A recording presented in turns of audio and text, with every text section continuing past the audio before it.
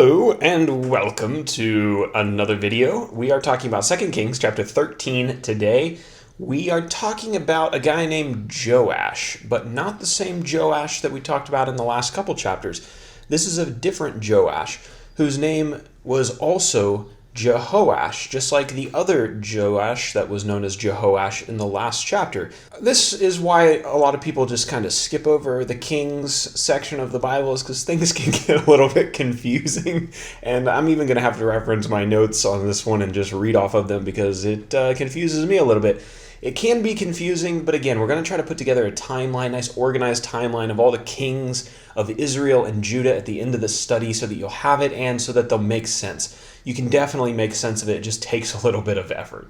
So let's go ahead and get into this. The PDF for your clarity is available on our website. You can download it for free, and that will help you to sort out some of the kings of Israel and Judah. Let's talk about when these events happen. 2 Kings chapter 13, and I am going to have to read this because otherwise I'll get it confused. The reigns of Jehoahaz and Joash in Israel, so that's the northern kingdom, probably fits within the years of 860 to 820 BC. Jehoahaz reigned in Israel for 17 years, and Joash, the son of Jehoahaz, reigned in Israel for 16 years. Now, as we go to our main characters, first of all, we have Joash of Judah. And again, he's also known as Jehoash. So Joash of Judah, he reigned in Judah for 40 years. So he's down in the south. Now, we're going up north. Jehoahaz. This was the son of Jehu, who was the king of Israel. He followed his father on the throne. And then eventually his son would follow him on the throne. And his son's name was Joash, who was also known as Jehoash, but we will refer to him as Joash of Israel. And then finally in this chapter, we're going to talk about Elisha. Elisha is actually going to die in this chapter, which is sad because he's been with us for quite some time now in the book of Kings. As far as our map, we're going to talk about the nation of Syria, which you won't see on the map, but it's directly north of our map. It's directly north of Israel. There's a lot of tension in Kings between the Syrians and Israel and Judah. We're also going to talk about the city of Samaria. That was the capital of Israel. That's where the kings would have reigned from. As far as chapter 13 goes, I've got it broken down into 3 sections. The first one is verses 1 through 9. Jehoahaz reigns in Israel. So after Jehu, he was the king who killed all of Ahab's descendants. After Jehu reigned, his son Jehoahaz became king in Israel, and the text says this about him, very familiar phrase when it comes to the kings of Israel. Quote, he did what was evil in the sight of the Lord and followed the sins of Jeroboam. During his reign, the people worshipped idols and false gods, and God punished them for this by allowing the Syrians up north to come down south and oppress them. Now, at this point, Israel's army was really weak. It was nothing like it used to be back in kind of the days of Israel's glory. They had no more than 50 horsemen, 10 chariots, and 10,000 soldiers. So not a world power like they once were. Jehoahaz died after reigning for 17 years, and his son, Joash of Israel, reigned in his place. We're going to talk about him next. Verses 10 through 13, Joash reigns in Israel. We don't know a whole lot about him, but this is what 2 Kings tells us about him. In the 37th year of Joash of Judah, he had been on the throne 37 years, Joash of Israel begins to reign, and he became the king of the northern kingdom. He, quote, did what was evil in the sight of the Lord, and he did not depart from all the sins of Jeroboam. So Jeroboam was the first king of Israel, remember? He left this pretty lousy legacy that all these other people started to follow. Joash, the son of Jehoahaz, or Joash of Israel, died after he reigned 16 years in Israel.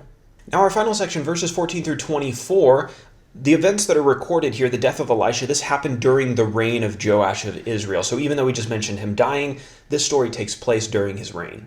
The great prophet Elisha was very sick at this point, and he was nearing death, and he was visited by King Joash, who honored him as kind of a father or a leader of the nation.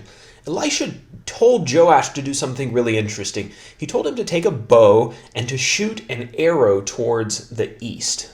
I don't know if this is actually east. East is probably that way. But told him to shoot an arrow towards the east. Why the east? Well, that was the direction of many of the Syrian victories over the Israelites across the Jordan River. Elisha declared that this was God's arrow of victory against the Syrians, and he told Joash to take the arrows that were there and to strike the ground with them. which Joash did. He struck the ground 3 times with the arrows. But Elisha was mad after he did this, because he didn't strike the ground more times. Apparently, he wanted him to be more zealous about this. He told Joash that he would strike Syria only 3 times, just as he had struck the ground. And that's exactly what happened. In the future, Joash fought against the Syrians, and he took back some of the cities that they had conquered, and he defeated them 3 times, just as Elisha told him. Now, after this event of Joash striking the ground with the arrows, Elisha died of his sickness, and he was buried. And the chapter concludes with this really interesting detail about Elisha's body. The text says that sometime after Elisha had been put in the grave, another man was buried in Elisha's tomb. But as soon as the dead man's body touched the bones of the prophet, the dead man came back to life and he stood up. And it's from this final and last interesting story here that I want to take our application for today. Your bones may not be able to bring a physically dead person back to life, but you can still breathe spiritual life into the world after you've died.